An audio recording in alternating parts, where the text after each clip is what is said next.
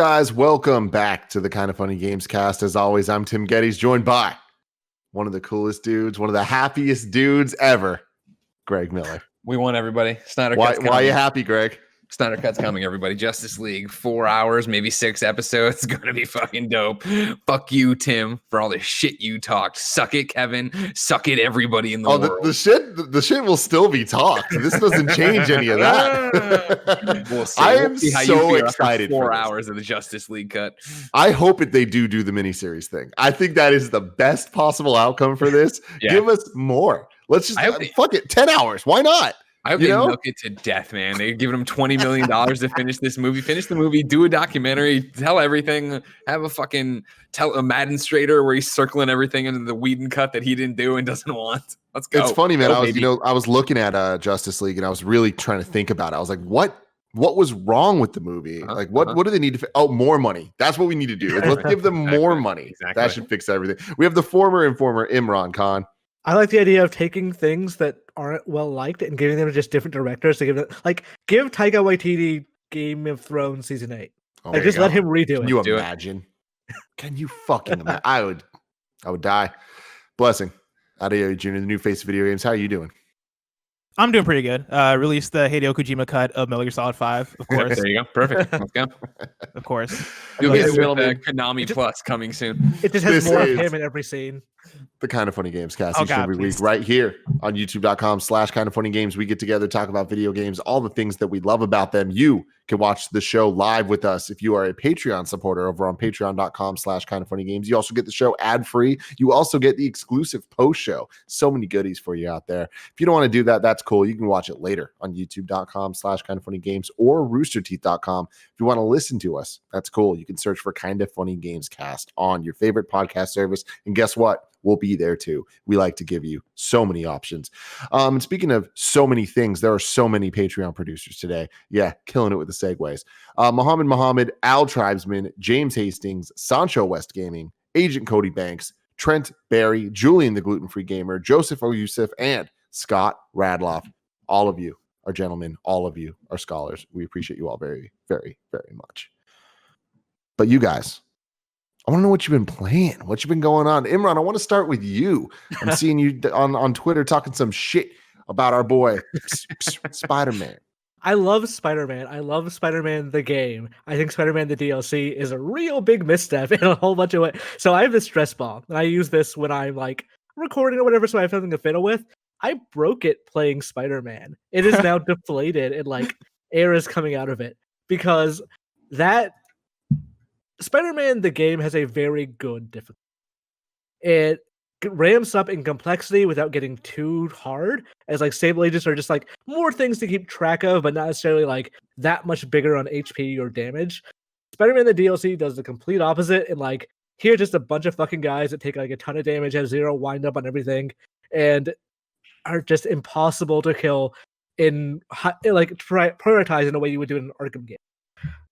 It's that, and it's the fact that I just don't think it's very well designed from like really any perspective. Like the missions aren't fun.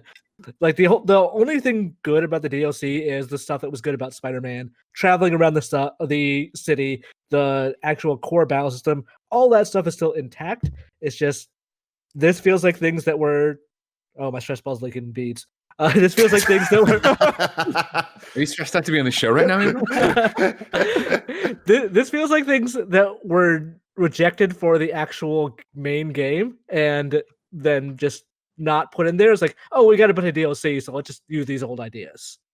Interesting. I really enjoyed it. What you were saying there about the things that you loved about the Spider-Man game, you love about this. I agree with what you said there. Adding on story and character, I feel like the kind of overarching plot that the DLC added, I thought was really interesting and didn't feel like cut content. It did feel kind of like a side story that gave me enough of a great beginning and great end that I enjoyed. The middle was not good and got a little bit kind of messy. But your point about the actual combat itself, I completely agree with, where it's just kind of like dialed up to 15, it feels like, and of just more. Everything's more. They're all flying now. They have stronger guns now. They're all just there. And you can't, no matter how good you are at playing through the game, it feels like a battle that should be over in 45 seconds takes 5 minutes. Yes. Just because of how many waves there are and how much they just keep throwing shit at you. And that type of padding, I feel, was very out of place for what the Spider-Man combat kind of exceeds at. It feels like it was a thing that they should have called Challenge Pack 2 or whatever. And not like, but they put a story around it. And they made it a second part of a DLC arc.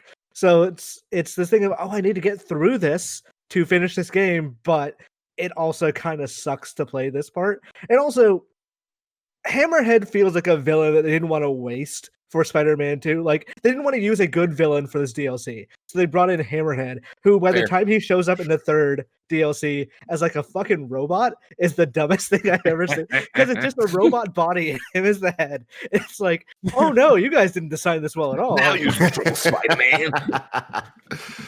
That is hilarious. What else have you been playing?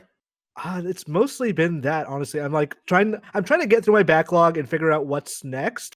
And then I look at it as like, oh, everything I've put aside has been like a massive open world game. So it's like, okay, well, I can do this, but I also have Arkham Knight and Horizon and a bunch of other stuff. Like, there are games that I want to get through, but I don't want to do the exact same kind of game over and over. So I think I started XCOM 2, and I gave that. All I did was get my customized characters in. So right now it is just people from my Animal Crossing village, or like animals from my Animal Crossing village as people. But I will probably dive deeper into that once Spider-Man is done. But for right now, that's kind of my main focus. Are you trying to platinum Spider-Man? Yeah, I figure at this point it's more inertia. The fact that I've had the platinum on the original, so I want to keep the platinum on the DLC as well. So I think I finished everything that's going to be annoying. Now it's just the main missions left. That's good.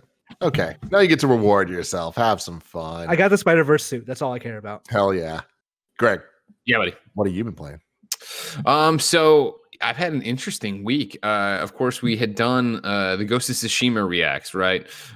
Today's only Wednesday, so a week tomorrow we did it for that, and it got us all talking about how it looks so much like Assassin's Creed, which then put Valhalla back on my mind, which then just put Assassin's Creed back on my mind. So I popped on to Odyssey. I was like, I never finished Legacy of the First Blade, the DLC, first one.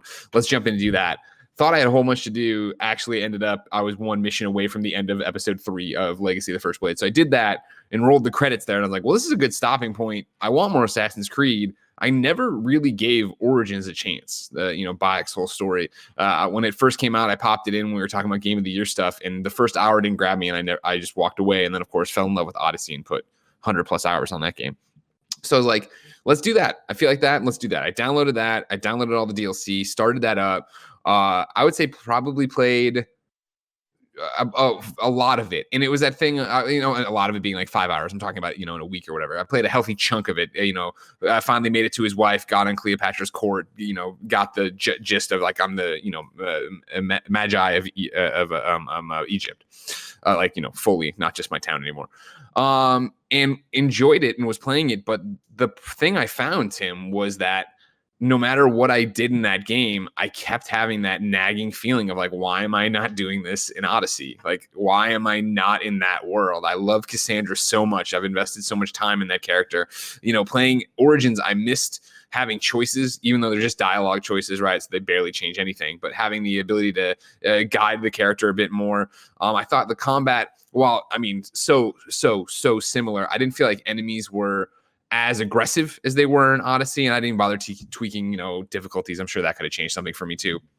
Overall, though, it was just this thing of I started getting into the rhythm of Origins, and again, having a great time. It's a good game. It's Assassin's Creed. It's so similar to Odyssey, but it was that thing of like, all right, cool. I'm running here and I'm checking this off. Also, Odyssey had introduced the exploration mode where rather than just put the icon on the map, it would do the whole thing of like, well, it's in this region and it's north of this camp. And it's, like you'd have to actually do a little bit of searching, nothing dramatic. Origins didn't have that. So it was back to, very much like, go here, do this, go here, do this. And I was just running through that, checklist of, why I love a Ubisoft game, an open world Ubisoft game. And I think it was Saturday night or Sunday morning. I just couldn't resist the call anymore. And I fucking went back into Odyssey and put in another, I don't even know. I played it. It's been outside of Predator last night. It's all I played. So I probably put another 10 hours up on Odyssey already of just running through. And like, I was like, okay, I didn't do the Fate of Atlantis DLC, which is the second, their second expansion. major expansion. And when I had been talking about it on Games Daily, where I didn't know if I wanted to do it, I'd seen people in the chat say it was good, so I was like, I'll start that. And so I started that, and I was playing it, and I got to the end of the mission where it's like, all right, cool, you've done all the things, the door to Atlantis is going to open. And then like there's a scuffle about, because you're in modern day stuff now, a scuffle about with your cohorts, and they're like, okay, cool, like this, we need to take care of this thing. So, can you wait a little bit longer to open the door? And your character's like, oh yeah, like it's waited this long, you can wait longer, and it popped the trophy. And I was like, okay, so that's the end of episode 1 of Fate of Atlantis. Like, what's going? And then I went to try to find the mission, and I couldn't. And then I went in the DLC, and I was like, wait, none of Fate of Atlantis is installed. What I thought was episode 1 of Fate of Atlantis was really just the bridge between a Legacy of the First Blade and what was setting up. So like if I would have played it in real time, you would have beaten the Legacy of the First Blade, done this mission, and then waited for Fate of Atlantis, like motherfucker. So I downloaded all those episodes, started into Fate of Atlantis, like for real, in a brand new area, in a brand new map, running around Elysium, sinking points, doing this, hanging out with Hermes. And it's like, fucking dude, like this game, I was telling Blessing about it. Like I have like, depending on how much you want to put into it, and I know that for some people this is the problem with Odyssey, that it's like the everlasting gobstopper. There's like just so much content to it. Like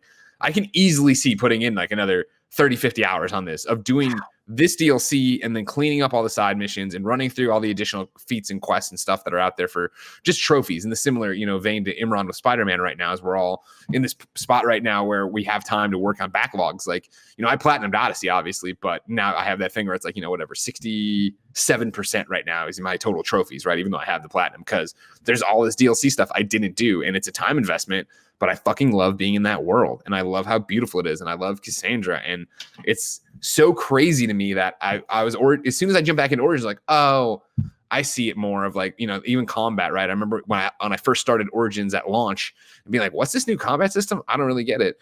Then playing Odyssey, coming back to it, and be like, oh, this is where all this started. It got refined for Odyssey or changed, playing in Origins is just like and it is great. Don't get me wrong, but it's just that weird thing of like, knowing there's more to do in Odyssey, I can't commit myself to Origins because I've already come so far and made a narrative in that game.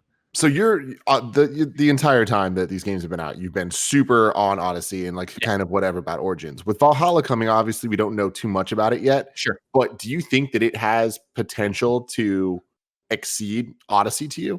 I mean, I don't know. We haven't seen enough of it, right? I love the setting. I love the setting looks different. I think that's the, for me, such a big part of it, where I would say, before either of these games, I didn't have a special affinity for ancient Egypt or ancient Greece, right? But something about Odyssey's world, and me and Kevin have talked both privately and on shows about it, speaks to me way more than Origins world. And even playing through Origins world again and, running across deserts and stuff like that, like it was that this is cool, but I like how Odyssey looks. Odyssey always looks like a beautiful, lush painting to me. And it's because, Greece and it's, the green fields, the way they play with sunlight and mountains and shadows and water. Looking at Valhalla, and granted, from the gameplay trailer in quotes, I think that England looks like it's going to be dramatically different. I think that all the characters are going to be dramatically different. This idea, that cinematic trailer they showed it with, of the way the English think about the Vikings and the way the Vikings are actually, in what they showed, of course, like in it for the right reasons of family and community and all that jazz. That gets me. Like I like the idea of what they pitched of, building your Viking town and doing all these things, like bringing a few of those things that I loved about Assassin's Creed 2 into it here, combining it with hopefully, the RPG stuff we liked of Origins and bringing that in here. I think all that works for me, and I think I'm going to really dig it. But it's even with Origins, it's not that I don't dig it. I think, how I am, and I think a lot of gamers are, but you need to be in a mood for a game. And I think when Origins hit, I wasn't there. I didn't, for whatever reason, by hook or crook, I didn't want to jump into the Ubisoft checklist, what's going on game. Whereas when Odyssey hit, I did want that. And I did want the RPG-like mechanics, right? And the ability to change your outfit and do all these different things and change it piece by piece and have armor sets and all that stuff. What that looks like in, Valhalla remains to be seen for the most part. So I feel like since it's going to be the continuation of it, and by that point, knock on wood, I will finally I'll be off the drug that is Assassin's Creed Odyssey and have kicked it out of my system. Hopefully I'll be able to give myself fully to it. There you go. I've been replaying Last of Us to prep for Last of Us 2 coming out. And I'm not too far. I just met up with Bill but it is such a crazy experience for me because I played it when it first came out. Then I played it when it came out on for the remastered, but I haven't played through since. And like that's been long. I mean, at what point? That was like 5 years ago, something like that. Yeah. Like that's a long time. And for this game that we all know so well, kind of going back to it, especially in this time, I feel like I'm having such a weird, unique experience with it where it feels so much more real and intense. And there's this added level where I'm playing on the theater screen, so it's 120 inches of the game, and the camera work where it's so close to Joel, like at all times, and just the way the motion blur works, it like really makes me nauseous, and it's not good. Like I can't play for like extended periods at a time without like really not feeling well. But I feel like that's mixed with just kind of how dark and eerie the game is and how much it talks about quarantine zones and like all this like real shit that like I'm just like, oh my God, this is like so fucking real right now. But like all of that together kind of is adding to the experience a lot for me, where it's like it's making the game, it's making me feel a dread that I didn't know I could experience when I already know what's happening, you know, from playing through this game. And god damn, the first hour is just, it just grabs you. Like I want to replay it again with Gia and Cool Greg, and I just so they can see just the intro. But I won't talk too much about it. We already know about The Last of Us, and we have a lot of Last of Us content coming up soon. But I definitely recommend giving it another shot, like going back in and playing to prep for 2. I feel that game benefits a lot by turning off listen mode. And I know some people it's too stressful without it, but just as a stealth game, not knowing what's around the next corner is actually it really works well for the theming of that game. Interesting. Maybe I'll try that. I also recently started Last of Us. I streamed like the first, I want to say like hour and a half of it last night, doing a similar thing, trying to prepare for Last of Us Part 2. And with that, I've also like taken a break from Persona 5 Royal just so I can like. Oh, what a surprise! I mean, the best game of all time. Just nobody can fucking play it in a reasonable amount of time. Weird. I'm just saying, 60 hours in, you just gotta take a break. You can't have too much of a good thing at once, Gerard, the completionist, just put up his completionist video. Persona 5, and I don't even think it's Royal. I think it's just Persona 5. Yeah. And I think it's been like hundreds of hours. 500 hours. Yes. Shit. Yeah, man. Outrageous. It's crazy. Man. But yeah, like Last of Us, replaying it now, because I'm in the same boat as Tim, where I played it originally when it came out. I played the remastered version, I think a year or maybe a year and a half later, and I haven't played it since then. And so going back to it as a game that, came out at the end of the PS3 era in 2013, playing it in 2020 has been an interesting thing because in my mind, that game has always felt like, it's always felt like the most polished game of all time, right? It's always felt like the most like well-paced game of all time. And like in 2013, for me, I think it hit those standards. But now going back to it about 7 years later, I'm starting to see places where I'm like, oh yeah, this is a PS3 game, right? The game is still beautiful. The PS3-ish elements of it really blowing my mind, and but it excites me though. I'm just like, I can't wait for the PS4 version of this. Like that's been my big takeaway so far is that going back to it, there are moments where the game absolutely like looks beautiful and still ages amazingly, and even especially in cutscenes where I remember watching one cutscene where it's Ellie and Joel and they're in an apartment at night and they're looking outside and it's raining, and I remember being like, yo, this rain looks incredible. Like in 2020, like. It's fantastic. And with HDR, I'm like, man, this game looks great in a lot of places. But then there are quite a few places where I'm like, oh yeah, like once you jump out of cutscenes, like you can see the difference between cutscene and actual gameplay. Like actual gameplay does look PS3-ish, right? Looks like a very amazing, very technically advanced PS3 game, but it still looks like a PS3 game. And then in the ways that Naughty Dog is good at animation and camera work and presentation and like framing shots and all these different things, like the game still holds up so well. But yeah, like as I've been playing it, I've been like, dude, I can't wait to see what Last of Us Part 2 is, because if you imagine that the jump between Uncharted 2 and Uncharted 3 going into Uncharted 4, like if you imagine you're gonna have that similar level of like, oh yeah, Uncharted 4 definitely took things up a notch when you look at it graphically and in presentation and how it runs and all this stuff. If you apply that to The Last of Us, dude, this like Last of Us Part 2 is gonna be incredible. Which I'm really excited about. Anything else? I also been playing this game Huntdown, which I actually played specifically for a segment on PS I Love You, where we pick a game from the PSN drop and just like a random non-AAA game, and we play it and report back the next week. Huntdown, you just installed it? Yeah. Yeah, dude, like it looks great. It looks like a like Neo arcade Contra kind of thing. yeah, and it's exactly that. It's like a Contra-ish, Metal Slug-ish, like 2D retro style 16-bit shooting game. Really cool, has a fantastic style. And usually, like for games that we play for PSW for our ranking segment, like I usually don't return to them. I usually don't like talk about them past that segment. On to the next one, right? Yeah, usually it's on to the next one. But for Huntdown, like Huntdown is a game that I've actually been thinking of in the context of like, yeah, this might be one of my favorite games I've played this year, right? Like it might be in like my top 20 so far as far as like games I've played. Like it's really like stuck with me as far as like how awesome. Kev, yeah, like I'm gonna send assets a link to bring up the trailer here. Yeah, the trailer's good. Like you want to listen to the trailer because it actually has like pretty funny narration. Yeah, like the narration is good, and that narration, like the tone of the narration carries through the game itself because there are hilarious voice lines in the game. The game looks great, right? It's 16-bit style, but they do a good job of making the game feel like there's so much going on and it's vibrant. This is the trailer that Kevin's pulling up right here. It kind of struck me as let's listen to it too for like at least 30 seconds. You gotta give me a minute to set that all up. Cool. All good. What were you about to say? Struck me Blessing as like remind me of Super Time Force, at least in like tone. Is that correct? Or I didn't play too much Super Time Force, but I in terms of because I remember Super Time Force being what like pretty like light in terms of its tone. Mm-hmm.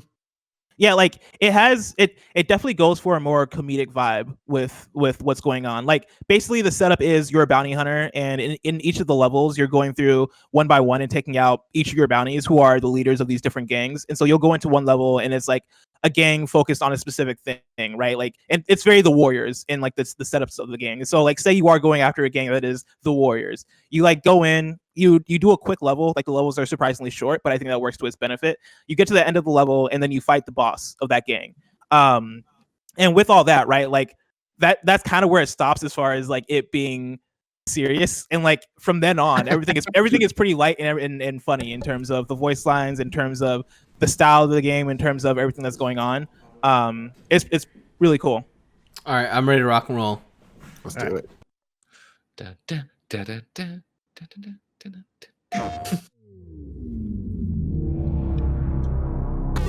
And I've not heard of it though. Enter a future where crime rules the streets. When the citizens are in trouble, they call the authorities. When the authorities are in trouble, they call the bounty hunters. This is awesome. Yeah. Anaconda. She knows the meaning of life. That's why she can take it away so easily. And there's a cover system. That looks pretty good. Her jacket size says 38. Special. And her favorite smell is fear. John Sawyer, cyborg. He's been a man since he was a boy. Enjoy your flight. Oh my God. Everything he owns is made out of metal. Oh, reliable. His blood type spells AK-47. Okay, Kev, we can cut here. Yeah, so like that is the same tone and vibe you're getting as you're playing the game. Like it keeps that level of comedy. And yeah, like I've almost forgot to mention, like there's a cover-based system, which I feel like you don't really get in 2D shooters, but it works pretty well as far as you approach like a box that's in the way and you like duck under it, or like there's an opening of like a garage door or something so you can duck in order to dodge bullets. It's a really cool, really awesome game that honestly I recommend anybody check out, especially if you're into like this style of arcade classic shooting game. Are you playing it solo or co-op? I'm playing it solo. Okay. I'm not positive if it has online co-op. I'm not sure either now that I said that out loud, but I feel like at some point in the trailer they mentioned co-op, and I was like, I wonder if that's like online. Yeah, there's definitely 2-player co-op, but I can't remember if it's online or not. But yeah, I didn't play it co-op because I didn't have anybody to play it with co-op. It's on every system: PS4, Switch, Xbox One, Mac, PC. Cool shit, man. Worth pointing out, you say, you never heard of Coffee Stain. This goes back to Games Daily today with me and Imran. Coffee Stain, one of the many Embracer group-owned game studios now, formerly THQ Nordic. Mm-hmm. Oh, that's really cool. They're part of the Justice League Avengers, whatever the hell you want to call the 118 games they got over there. Ladies and gentlemen, I want to get to the topic of the show, but before we do that, let me tell you about our sponsors.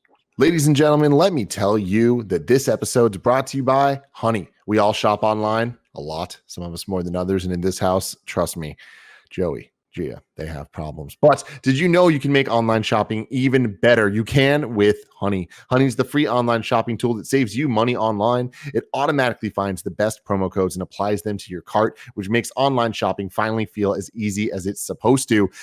Here's the thing. This works on pretty much any website. There are like hundreds of stores that you can get, actually over 30,000 stores online, whether it's like Targets or something like Best Buy, all the way down to things like Papa John's they're talking about here.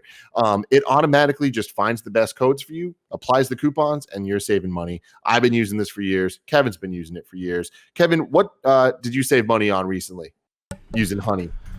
Hold on, I just bought stuff. Oh, where was it? I keep talking about some of the Hue lights I got 20% off. Ooh, Home Depot. I bought There you something go. from Home Depot and it pinged. It was like 15% off. There we go. And it's that easy, man. All you got to do is install it in your browser and it does the work for you. Not using Honey is literally passing up free money. It's free to use, installs in just a few seconds. Plus, it's backed by PayPal, so you know that it's reliable. You can get Honey for free at joinhoney.com/kinda. That's joinhoney.com/kinda. You guys really just do this. It's free. It's easy. It's going to save you money. Joinhoney.com/kinda. Next up, I want to tell you about ExpressVPN. We all know that ExpressVPN protects your privacy and security online, but there's something you might not know. You can also use ExpressVPN to unlock movies and shows that are only available in other countries. Now, many of us are stuck at home. We're running out of things to watch on Netflix. With ExpressVPN, you can trick your internet into thinking you're somewhere else and access the libraries of other Netflixes, of other Hulus, of other YouTubes, whatever video service it is, you can do this. ExpressVPN hides your IP address and lets you control where you want sites to think that you're located. You can choose from almost 100 different countries, so just think about all the Netflix libraries that you can go through. I keep talking about this show, Last Dance. Andy got me hooked on it. It's the Michael Jordan documentary. It's amazing, but it's not available on Netflix where I am. So you can use this to access it in other places. ExpressVPN is so ridiculously fast. There's never any buffering or lag. You can stream in HD, no problem. If you visit the link right now at expressvpn.com/kindafunny, you can get an extra 3 months of ExpressVPN for free. You can support the show, watch what you want, and protect yourself with ExpressVPN at expressvpn.com/kindafunny. So now, guys, I wanted to do this topic for a very long time. What is the best year in video game history? I wanted to keep this kind of open and kind of just more of a discussion. I have a notepad out that I'm going to kind of like start putting some things down in case we need to rile this all together. But off the top of your head, what comes to mind? Let's go around. Bless. 2017. Easy. Like that's the easy answer for me. And like part of that is because I think 2017 speaks to me personally as far as video games go. Like a lot of my favorite games of all time came out in 2017. Like you look at Breath of the Wild, Persona 5, Hellblade came out in 2017, and then even like looking beyond that, right? Like Mario Odyssey, Horizon Zero Dawn, Nier Automata, Destiny 2, Wolfenstein: The New Colossus. Like I feel like as far as the amount of games and the amount of not just great but amazing games that came out in 2017, I feel like trumps all other years. And then you also look at the console launch of the Switch, right, which was a huge thing for that year. I think all things considered, you look at 2017, and for me, it's hard to really put up a year that goes well against it. Mm-hmm. You left off the ace in the hole, man, for 2017. Friday the 13th. Come on, Bless. Oh, yeah, you're right. Yeah. Fortnite. Where you at? Come on. Oh, Cuphead. So Never heard of 1998, actually probably verifiably the best year of gaming. Let me just run down some of 1998's games for you. Ocarina of Time, Tekken 3, Half-Life, Metal Gear Solid, Grim Fandango, Resident Evil 2, Street Fighter Alpha 3, Panzer Dragoon Saga, Banjo-Kazooie, let's see, Xenogears. Pokemon Red and Blue. Was it 98? Yeah. Okay, yeah. Wario Land 2, NWO Revenge. F-Zero X, Unreal came out that year, Turok 2, 1080 Snowboarding, NFL Blitz. It is actually probably, like, in terms of Metacritic scores, actually probably the best gaming year. I mean, it's insane. Like the 98 and 2017 are definitely the two that come to mind immediately for me. Greg, what about you? Buddy. Well, of course, when we did this, I was like, this sounds familiar. And sure as shit, in 2017, I did a video for GameStop TV saying that 2017 was the best year in gaming. But sadly, it was then superseded by 2018, ladies and gentlemen. Red Dead Redemption 2, God of War, Monster Hunter World, Spider-Man, Smash Brothers, Assassin's Creed Odyssey, Celeste, Into the Breach, Octopath Traveler, Tetris Effect, Detroit, Return of the Obra Dinn, Pokemon Let's Go, Astrobot, Fallout 76, JK, Florence, Dead Cells, Moss, Gree, Minute, Valkyria Chronicles 4, and The Messenger. Come the fuck on. It's insane, man. Like, so these three are like, I was like doing some Googling trying to see what other people's lists had, and they come up a lot. There are, though, a couple others that are some standouts. I actually want to read some of our Patreon responses here to kind of set the tone. So here we go. This comes from Jacob Meyer. He says, the best year in gaming is undoubtedly 1987. Wait, come back. No, I'm not Jared Petty in disguise, but really, my neighbor Ben looks a lot like him.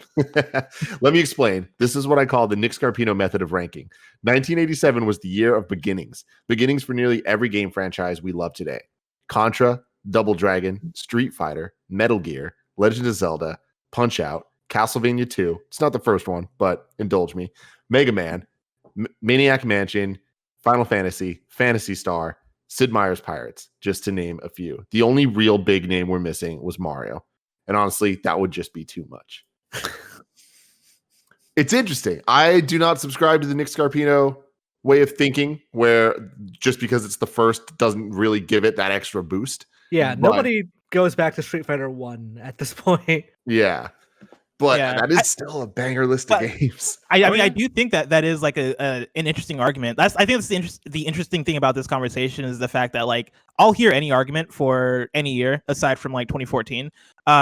Because like 2014 was the year that like Dragon Age Inquisition won Game of the Year for. Yeah, I remember that was a weird year because like Bayonetta 2 came out and like nobody really acknowledged that for Game of the Year. And then it was like, oh, it's Dragon Age Shadow of Mordor. I'm like, yeah, which Shadow of Mordor, amazing game. I absolutely love Shadow of Mordor. But like when that's like the bar for like, oh yeah, this is Game of the Year, I feel like then like it's hard to really say that was a great year. Secret best game of that year was actually Mario Kart 8. I'm going to read you the Wikipedia 2014 in video games. Among video games originally released in 2014, critics gave the highest reviews to Smash Brothers for Wii U, Dark Souls 2, Bayonetta 2, Shovel Knight, Velocity 2X, Dragon Age Inquisition, Mario Kart 8, Hearthstone. Other significant games were Destiny, Middle-earth, Shadow of Mordor, and Monument Valley. So yeah, like kind of a year. But like that aside, right? Like I'm willing to like hear the argument for what was it, 1983? No, that one it was 1987. 1987. I'm willing to hear the argument that 1987 was the year where a lot of things got started. Like I think in the ways that we look in the ways that we look at the way people talk about what makes a year great to them. Like I think that's very valid. I think also another year I want to point out, I'm sure somebody in there has written this too, but 2004 was a very huge year if you talk about video games, right? Like that's GTA San Andreas, Burnout 3 Takedown. I believe Half-Life 2 was that year. I think Shadow of Colossus was that year. Metal Gear Solid 3. Yeah. That year is WoW, it's San Andreas, it's Half-Life 2, it's Halo 2, it's Doom 3, it's Fable, Sims 2, Metal Gear Solid 3, KOTOR 2, Jack 3, Thug 2, Metroid Prime 2, Spider-Man 2, come on now, Katamari, City of Heroes, Prince of Persia, Warrior Within, Far Cry, Unreal Tournament. Oh, hold on, that's where I skipped over. I put it in column view. That I think fuck me. No, that's right. Far Cry, Unreal Tournament 2004, Chronicles of Riddick, Escape from Butcher Bay, Counter-Strike Source, Ninja Gaiden, Metal Gear Solid, The Twin Snakes, Zelda, Four Swords Adventure. Very, very solid year. If RE4 had managed to make its December release date in America, then it would be 2004 with a bullet. But that slipping like 1 month is like, if only. Andrew, the alarming emu, doubles up on the 2018. All the games that Greg said, but something that I think Greg missed, I think, was Shadow of the Colossus remake. Oh, I did, and The Messenger, which was both that year as well. I had Messenger on there. Yeah, Shadow of the Colossus remake, I freaking love, man. Mhm. Yeah, no. The more I think about that game, the more I'm like, man, I gotta go back and play it again. Because like the original Shadow of the Colossus is one of my favorite games of all time. I played the original like probably 2 or 3 times all the way through, and then the remake I played, and I feel like I kind of rushed through it just because that's kind of how I play games nowadays, right? Like I get a new game and I immediately just sit down and just blow through it. Right? Yeah. Yeah, I devour it, right? And that's like what, like if you know what you're doing, maybe like a 5-6 hour game. And so I think I played Shadow of the Colossus in 1 or 2 sittings, and I haven't played it since then. And the more I feel like that kind of left me with not a sour taste, but like well, that was Shadow of the Colossus, kind of thing. And On to the next thing. Yeah, like on to the next one. And I didn't really I didn't really take the time to really appreciate it as much as I appreciate the original games. But the more I've kind of had time away from it, the more I've kind of thought back to it, and the more I've kind of heard people who have gone back to it play it and get to appreciate Shadow of the Colossus for the first time through that game, it's made me want to revisit it again, because that is a game that, for me, Shadow of the Colossus, right? You look at games and you talk about games as like, amazing stories or works of art or whatever you want to do. And I think Shadow of the Colossus is like the shining example for me of like, yeah, this game, especially when it came out in 2004, was a game that came out and it did things different, and it pointed to a different direction in which you can take a game and have people kind of digest a game. Mhm. But yeah, like, and as far as great games in 2018, I feel like Shadow of the Colossus doesn't get mentioned enough as far as that. It's a weird one too. Even when it was revealed, it felt so out of place and shocking. Like I remember when we were doing the reactions to the E3 conference, and Sony'd been having just banger conference after banger conference year after year, like with Year of Dreams. Like that's kind of like the origin story of all that stuff. And then all of a sudden, there's after Last Guardian had came out, or at least we had known it was coming out around there. I can't remember the timeline exactly, but it was just like the trailer came up and it's like, this is Shadow of the Colossus. Like, what the fuck are they doing? And it was like, oh, it's a remake? Like, it just felt so unexpected. Like, I would have never predicted that Bluepoint would make Shadow of the Colossus remake. Yeah, it was such a weird thing to process as it was happening, because I remember that was when PlayStation was still doing the theater experiences for E3, and I was in the theater for that. Oh, and shit. I remember, yeah, dude, and I remember like the trailer coming up and me being like, huh, this game looks cool. And then it was the bridge, like when they showed the bridge, that was the thing that made me go like, y'all, this is Shadow of the Colossus. And legit, I was the only person in the theater that was excited. But I was excited to the point where I was like, let's go. Like, I was like hollering in the theater, and nobody else was with me. And I was like, I guess I'm the only person to hype about this. But yeah, as it was happening, it was one of those things where it was like, really? Like, y'all did this? All right, that's wild, but let's go. Like, yeah, let's do this. So I haven't played that remake yet, and I feel like my issue with graphical remakes is we're on the verge of the PS5, so now it's like, okay, well, it's a graphical remake, but it's from the end of the current gen hardware, so I kind of wish they just would have waited a couple of years to put it on the PS5, but then at that point, like, why not wait a couple of years to put it on PS6 of it? So it's a weird thing, like talking about graphical remakes, and I've been thinking about this a lot because Tony Hawk's Pro Skater coming out, where when it is just here's the core game, it feels exactly the same, but we're just going to make it look better. No matter what, it's going to look different. And an example of that is like the Crash Bandicoot games. When they remade them, I love it. They look beautiful. I love how the remakes look, but they lost this like dark shadow. They lost this like the art style of it. And seeing Tony Hawk, it's like comparing the look of Warehouse to how Warehouse looks in the new version. Obviously, it's beautiful and it looks great, but it's just there's lighting. Like lighting alone changes the feel of it, where it's just like, it used to be such a dark, dingy warehouse. Now it looks like a building with windows that sun's coming through. And like, I'm just kind of making an observation. There's not really a point here. It's just like, it is weird to say quoi. I mean, like, that's a real thing. Like, there's a feel to a game. And when, especially a classic game, right? Something that we all know so well, to get it again and have it be, hey, we made it look better. We do these things. Like, it can then either show the seams, show how empty an environment is, change the color, change the feel, and then it's always just going to be a shadow of itself. No pun intended. Shadow of the Colossus actually, like, they change Wanderer's face a little bit, and for some people that's like actually a breaking point of they're not going to play the remake because the face is a little different, even though you never see it.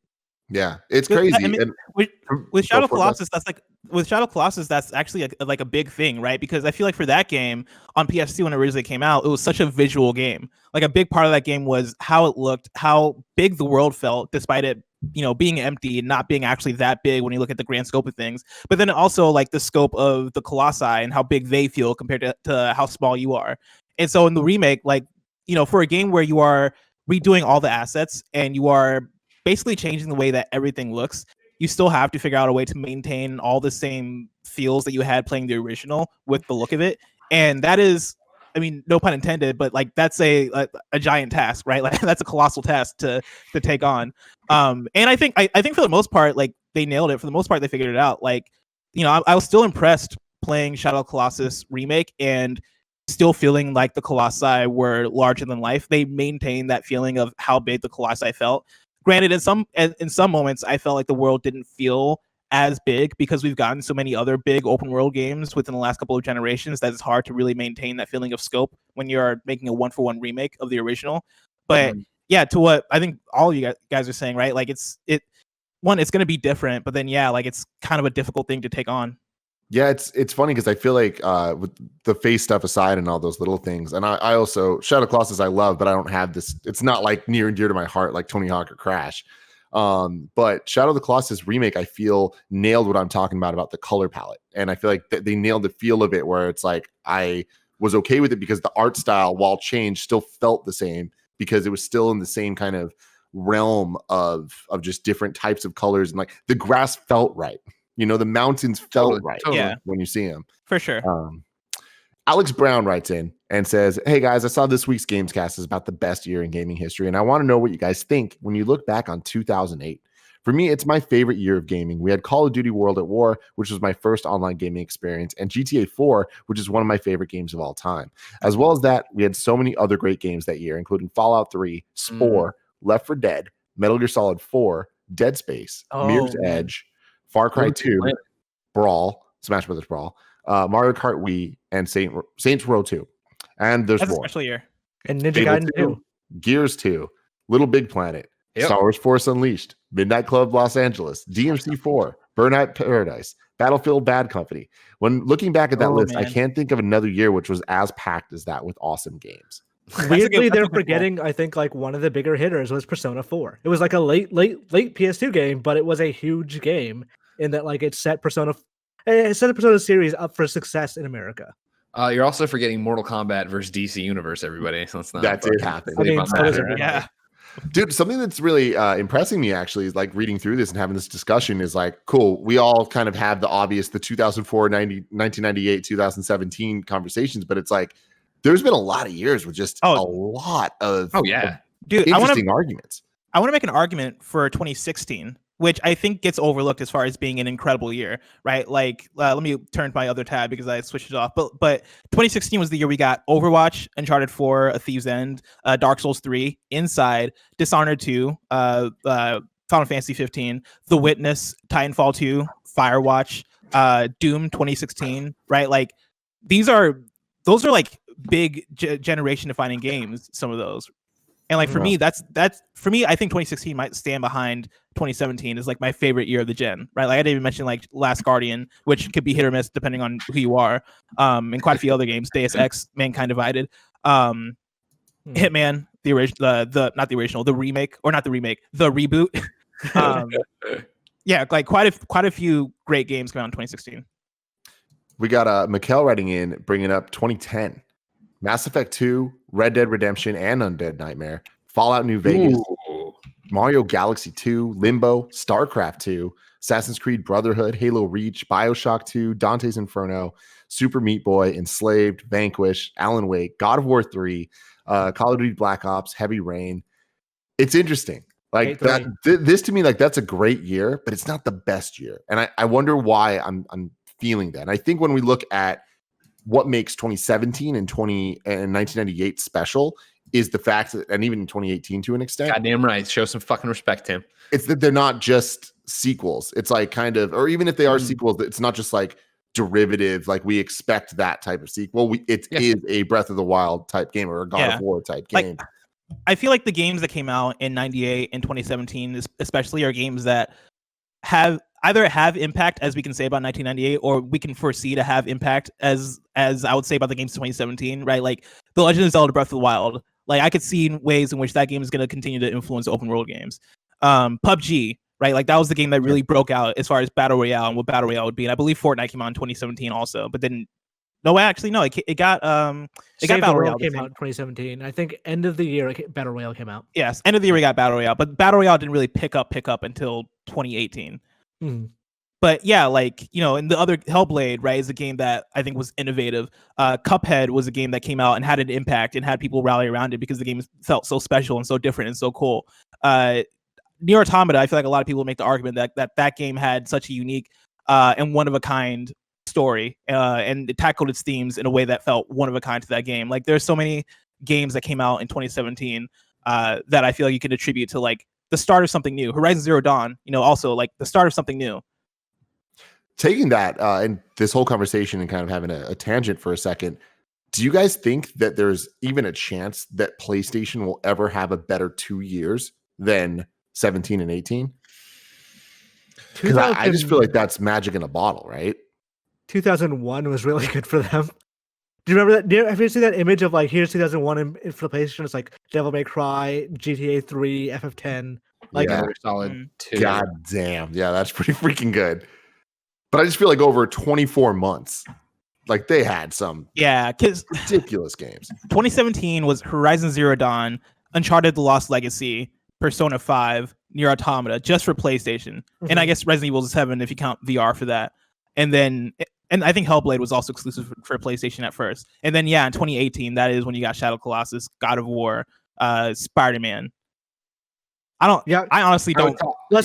Lessing, I like you a lot. You were missing a very crucial part of 2017, which is Yakuza 0. Fair. And there was like a run of Yakuza games, right, from 2017 to 2018. Once 0 became successful, they were like, oh yeah, let's bring everything over as much as we can. Yeah. To your point, Tim, I mean, it's possible. It's going to be really hard. And some of that, I mean, you look at that and you wonder about, well, delays, was this always the plan? How did that shake out? But you figure with the stable of first parties they already have, and then them getting their games out in this way, you'd imagine that heading into PlayStation 5, right? Maybe the chips fall that way again. Maybe you do see, you know, Santa Monica and Bend and, you know, what, maybe a second Naughty Dog team or whatever start delivering in a cadence, right, where it is all on a stream. Because, I mean, you figure here it all played out well for them, I think, in terms of pacing and everything. And then you look at this year with delays and shit, right? Where Last of Us is on top of Ghost of Tsushima, which is on top of PlayStation 5. Like, I'm sure that's not how they wanted this to actually shake out. Yeah. William Ramos says, what's up, Gamescast crew? To me, the best year in gaming is undeniably 2007. Some of the biggest ever released that year, and a lot of gaming and most beloved franchises made their debut. We got Mario Galaxy, Halo 3, the most anticipated game ever up to that point, BioShock, Modern Warfare 4, which was the birth of the Call of Duty juggernaut, Uncharted, Portal, and of course, Mass Effect. To me, the only other years that even come remotely close are 2011 and 2018. Anyway, games are cool. We've had a great run lately. Let's hope this trend continues. We've had a great run. Like, we're packing it up. We're done, everybody. We're done. Well, video games have had a great run, everybody. Let's take 2021 off because of the pandemic. The orange box was huge. Yes. The orange box is one of those things, like, when you think about it, like, the value of it, like, 0 cents. Of why would they put all these things together that are worth, on their own, they probably could have gone for $60. I understand, like, there would have been an uphill battle, but Portal is one of the most influential FPSs out there in terms of, like, it made it FPS mean something other than, like, a World War II shooter. Team Fortress 2 is a fun, foundational multiplayer FPS. Yeah. Like, it's a huge thing. Like, Team Fortress led to Overwatch in a lot of cases. Yeah. Dig deeper in 2007, and maybe some of these got said and I missed them, Tim. I apologize. But Puzzle Quest debuted, Final Fantasy Tactics, which one was that? The War of the Lions, yeah. Skate, Warhawk, Peggle. Peggle, baby. Do you think we'll ever get a Peggle 3? Yeah, probably. Right? That's why I want it so fucking bad, you guys. Or I'll even take Peggle 2 on mobile. It's weird, yeah. Like, I now that I think about it, it's weird that Peggle did not become a big mobile hit. Because it feels like it was really poised to. It was in there early. It just, EA did not capitalize. Fucked it all up, man. What a surprise for me. What a surprise. Let's see here. So this is actually some fantastic insight and research that Billy the Door did. Hey guys, I got carried away. Here's a link to a spreadsheet with the top 50 games as rated by Metacritic from 2000 to 2019. I took the average scores to get what everyone on the internet loves, an arbitrary number to sum up an entire year's worth of creativity. Our winner is 2001. Based on the games list, it's tough to disagree. This year had a ton of bangers: Melee, Halo, GTA 3, DMC, Paper Mario, MGS2, Final Fantasy X. God damn, 2001. Shit. And our loser, to no surprise to anyone, is 2014. So there you go, Bless. Yeah. You know what's more arbitrary than Metascores? User reviews. 2003 takes it with Wind Waker, KOTOR, and the best Mario Kart, which of course is Double Dash. Something interesting I noticed, it seems like there is a pattern of the year after console release, 2006 and 2014, the numbers take a noticeable dip, perhaps due to the lower number of games released, but I think that also says something about console life cycles. I know it's not perfect at all, but I had a fun time plugging away on the true game of the century, Microsoft Excel. Thank you, Billy the Door, for this. So that's interesting. So 2001, but I guess that like the Metacritic and like the way that he did this says one side of the story, but that's also bringing in a lot of the bad. And when we think of best year in gaming, we're not thinking about the bad. You get what I'm saying? No, Like, what do you mean bad? Do you mean like disappointing games? No, but I mean like this would take into consideration if there's a shit ton of bad games out, that's going to change the conversation. Whereas when we're talking about best year in gaming, we're not mentioning the things that were bad. We're only talking about talking about the highlights. Yeah. Oh yeah, I see what you're saying. Yeah. But I didn't bring up Mass Effect Andromeda in my 2017 conversation. Let's see. Interesting pick. What's up, Greg? 2001, interesting pick. Yeah. 2001. Go for it. I just think it's an interesting one because kind of what we're talking about the sequels and stuff like that. Yeah. I feel like 2001, when we look at those games, that's kind of like the definition of the PS2 era. And I just think that when all said and done, the PS2 era is going to be going down in history as beloved and super nostalgic. Like there's going to be so much great memories tied to it, but I don't think that those are going to be the games that have that kind of like Ocarina of Time level conversation. Like I feel like Metal Gear Solid 2, for everything that it was, will never be looked back on the way Metal Gear Solid 1 was. Sure. No, you're crazy. People go nuts over Metal Gear Solid 2. Well, people go nuts over Metal Gear. I would say like me being one of them. Like Metal Gear Solid 2 was definitely that kind of game that was divisive, but I think it has it has a bigger fan base than the original in terms of just people who go looking at games individually. I agree with you that it has a bigger fan base, and like that's absolutely true. I think Metal Gear Solid 2 is the most popular Metal Gear Solid, period. But when we're talking about quality, I feel like people have a rose tinted glasses looking back at the experience and what Metal Gear Solid 1 did, that they don't talk about the bad. Whereas Metal Gear Solid 2, there are a lot of people that are like, well, this. Are we talking about like the year specifically, or are we just talking about like PS2 versus PS1 in terms of the way we look at the games? I'm talking specifically about 2001, kind of like those games, that lineup of games very much represents the Xbox, GameCube, and PlayStation 2. And while some of them are super iconic, like I don't know, but GTA 3 is iconic. All those games are iconic, but I don't know that we would necessarily say it's the best year in gaming because of that, right? I see. Yeah, I see exactly what you're saying. Because for a second I thought we were talking about like, you know, iconic games on the PS2 versus like iconic games on the previous generation, to where I would have brought up Metal Gear Solid 3 as like a game that people I think hold up there comparatively to Metal Gear Solid 1. 3 is the best in the series. Do you say 3 is the best in the series? Yes, for sure. You're absolutely right. Imran is the correct one. Metal Gear Solid 3 is the best Metal Gear Solid game, followed by 5. No, not 5. 4. 5 has the best gameplay. You don't even know what the games are. Shut up. Followed by any of the Metal Gear Solids. Really, just 3 is the best one. Just an all amorphous blob of Metal Gear Solid on that side. Yeah, every Metal Gear Solid is unique. Yeah, that I can stand by that statement and that statement alone. But I'm with you on 2001 though, Tim, on what your point is. Yeah, it's a great year, but it's like, how many would you go back and would those be the ones you want to play, especially in those franchises too?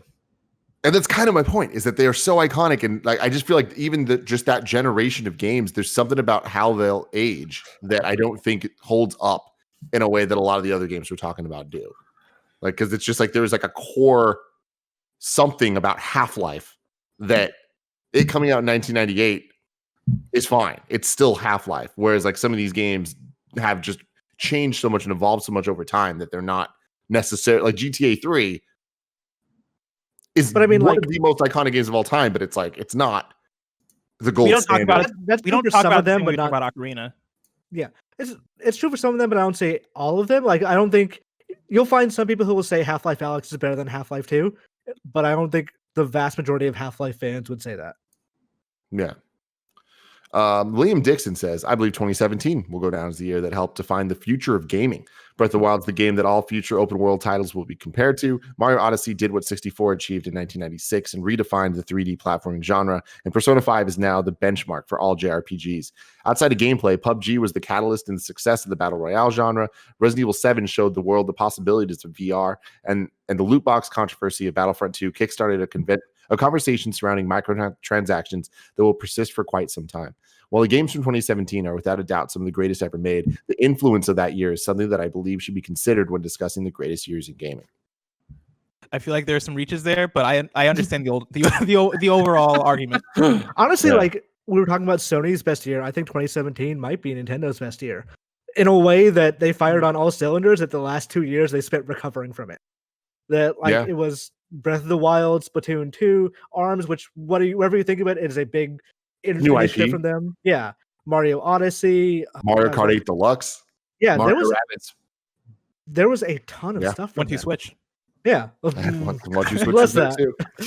but like in terms of software they were making or publishing, that was probably their most like the highest output they've had in the last 5-6 years. Yeah. And God, Mario Odyssey and Breath of the Wild. I remember people they just straight up did not think Odyssey was going to come out. Like there was a thread on a recent era that was like, why does Nintendo keep lying about Mario Odyssey's release date? Because there was no way that Odyssey and Breath of the Wild would come out the same year, but Nintendo was like, no, fuckers, buy a Switch. No, we're doing it. Yeah, like to the point of the person who wrote in the question, right? Like Mario Odyssey as a game, I don't think will redefine 3D platformers in the way that Mario 64 did, because Mario 64 kind of came out and kind of redefined 3D and games. No game is going to do what Mario 64 did. Yeah, like I think that at this point it's just kind of impossible to see that kind of revolution again. But I do think Mario Odyssey is arguable. I would hear the argument that Mario Odyssey is the best 3D platform ever made. Like I think that's a valid argument to make. So that's all the responses we got here. Like there's a ton of people saying 2017. A surprising lack of people bringing up 1998, which I don't know if that just says something about age or my generation, or what. Can I give a shout out to 2015? Also, we didn't bring up 2015 at all. Yeah, 2015 was a fantastic year. Yeah. Yep. Metal Gear Solid 5, The Phantom Pain. Like I remember the argument going into that year of like, oh, what is Game of the Year going to be? And I think it was mid-year that Fallout 4 was revealed because it was at that E3. But even leading up to that, right, as we were getting The Witcher 3, I think that's when we were like, okay, cool. We know Fallout 4 is coming. Fallout 4 is obviously going to be the game of the year. But then Witcher 3 comes out and everybody's like, fuck, this game's incredible. And then Metal Gear Solid 5, Phantom Pain comes out. And like in the ways that we were talking about games kind of redefining what a genre is going forward, I think Metal Gear Solid 5, if you want to talk about stealth games and stealth combined with open world, I don't think there's a game that's done it better than Phantom Pain. And I think like, you know, we haven't really seen games necessarily take direct influence from Phantom Pain yet, but I think you can make the argument that Breath of the Wild has some influence from there, as far as like creating big worlds that are totally influenced by systems. And so yeah, like between those three games, Phantom Pain, Witcher 3, and Fallout 4, but then also throw in there Rocket League and a few others, I think it was a very, very, very good year. MGS5 was the game that convinced me that like, oh, it doesn't matter if Kojima doesn't have access to Metal Gear Solid or like he doesn't write crazy stories, he can still make an incredible playing video game. I was super wrong about that, but I still think in general how dare you. Death Stranding is going to be a future classic. Death Stranding is the opposite of MGS5 in almost every single way.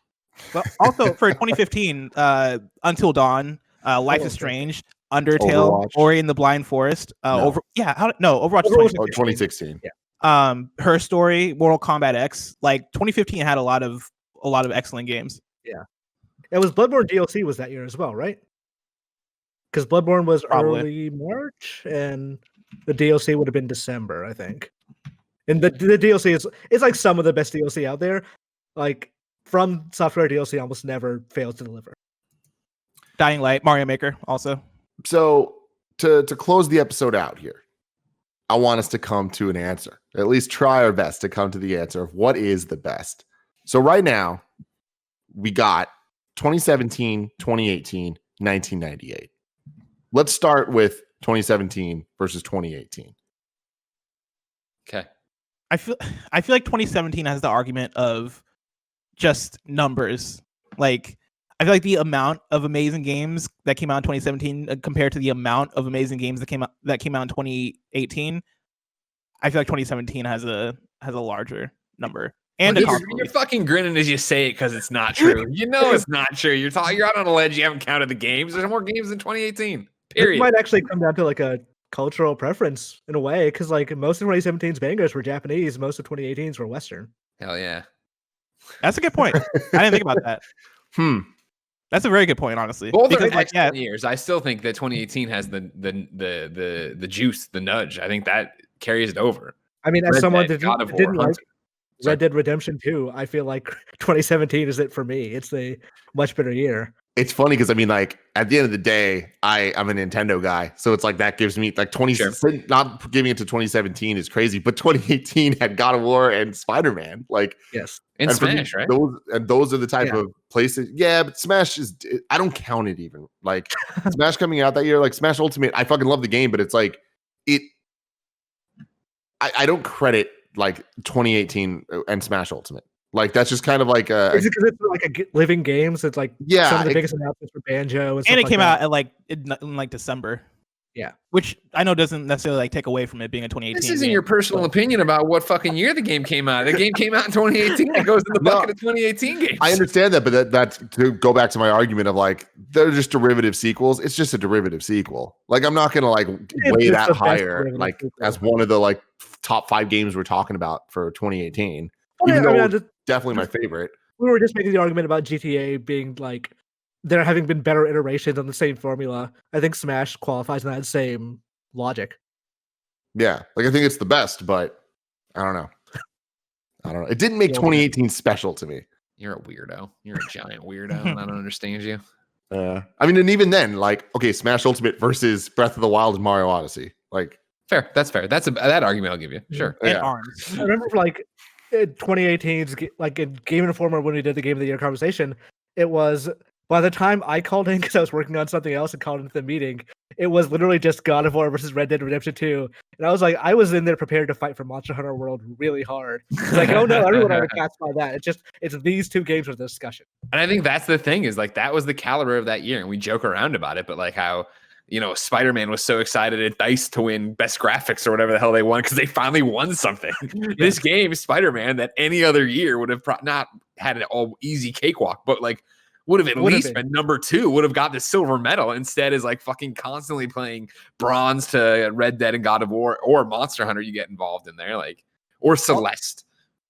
Also, yeah, I mean, it's so interesting. I feel like 17 and 18 in a lot of ways are a tie because every single thing you just said, I feel like we can replace those game names with equals for the other year. Yeah, because for 2017, I'm like, dude, we're forgetting about the amount of unique indie games that came out for Switch in that first year. Like we're forgetting about Golf Story, we're forgetting about Snipper Clips.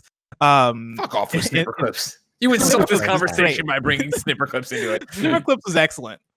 I'm a little shocked, Greg, that all this 2018 evangelizing you've been doing, you did not say Odyssey once. I did in the original run, but I'm not crazy enough to sit here and tell you that it would have been Game of the Year over this. That's how it's Sonic Mania. The bench is so fucking deep. Tetris Effect I can go grab. Obradin I can go get. Florence I can go get. I'm just saying Sonic Mania came out in Astrobot. Remember that one? Excuse me. I'm sorry, Mr. Adeoye. Do you remember Astrobot? Do you remember that? Sonic Mania, though, you know, came out in 2017. Also, you are high. You've been smoking stuff. I don't even know the reefer over there. Tim, I just noticed your lights match your jacket. That's a brilliant move, and I appreciate you. Thank you. Divinity Original Sin 2, not my cup of tea, but 2017 has that, Greg. What you gonna do? Shut the fuck up. Why? The Messenger, Valkyria Chronicles. I was playing that with my girlfriend last night. I've never seen her get more irritated at a video game than that one time. Yeah, I saw her tweet this morning about some boss or something that wasn't fun. Yeah, there was a fight. There was just the enemy just keeps respawning as long as there's fire on the ground. And she got so mad, we reloaded back about an hour. Wow. God. For a second, I thought you were talking about like an actual real life boss. Like I thought she was fighting with somebody at her work. I was like, oh wow, should we be talking about this on air? 2017, we got Resident Evil 7, we got Cuphead, we got Hellblade, we got Nier Automata. I'm saying, like, when you're talking about Brett, Night in the Woods, Breath of the Wild. What Remains of Edith Finch?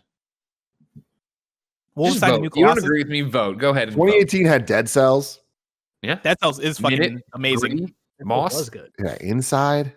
Hollow Knight was 2018. Wait, Inside. Yeah. Inside was 2016. Might have been a port. I think. Oh, the Switch port. Yeah. I'm looking at a thing of like games that scored higher than 90. I still go 2017 personally because like 2017 has multiple Game of the Generation candidates for me. 2018 does have Monster Hunter and Spider-Man, which are the two games I love the most that year. But did you not love God of War? I thought it was fine. Oh, wow. It made me a little motion sick, which is the main problem I had with it. But sure. I personally was not in love with it as much as everyone else was. Fair. All right. I'm just personally going to say they're a tie. How dare you? For the sake of the conversation now of bringing in 1998. It's so hard for me to not give it to 98. Ocarina of Time. Nostalgia talking. No, but it's not though. Because we're talking about the best year. We're talking about like think of these games like and the reviews that they got at the time and deserved at the time of Ocarina of Time, Tekken 3, Half-Life, Metal Gear Solid, Resident Evil 2, Pokemon, Red and Blue. It's like that's Are we running off 2004? We sure are. Shut up, Blessing. I think I would not put 2004 in the same league as these. I think it's right behind. I don't know if you guys agree. It's a second. I mean, if I'm the only one that's thinking this way, then it's fine. I like 2005 a little bit more, but yes. Oh God, I just realized how dumb this conversation sounds. Okay. I like 2005 a bit more. But yeah, Banjo-Kazooie, dude, like Crash Warped. Oddworld, there's so many freaking classic games that are legit good. Yes. Like they have the quality and like the generation defining elements to them. For me, it's can you go to those series that still remain and go back to those original games and go like have an argument for those being the best games of the series? And if so, then I think that year stands up. So it's kind of the opposite of the 1987 conversation. Yes. Because I think there are people who would legitimately make the argument Ocarina of Time is the best Zelda game. There are people who definitely say Tekken 3 is the best Tekken. About that for MGS Those as well. People are absolutely wrong. About Tekken 3? What would you give it to? Tekken 7. Yeah. Tekken 7 is fucking perfect. It's incredible. Tekken 3 got 10 out of 10s, man. Yeah, they were doing video game reviewers just got to the point where like they don't want to give fighting games 10 out of 10s anymore. That's right. I said it. Wow. It was the last fighting game that got a 10 out of 10. Smash probably. Probably, actually, you're probably right. Half-Life, man. Pokemon, man. I don't know. I will say probably no one's good. There are a lot of people with nostalgia for Pokemon Red and Blue. I don't think anyone would go back and say they're the actual best games. No way. Definitely, I'm with you on that. But I also don't think I think that Pokemon's probably the example out of all of these, Red and Blue specifically, that would drop the most in review score. Mm-hmm. When you look at the future of the series and like how it all kind of plays out. But I think that comparing 98 to 2017 and 18, I feel like there are more 10 out of 10 quality games in 98. But you're saying there's more 10 out of 10s here. But then I would ask though, but like, what about 9s out of 10s? I think I think that as well.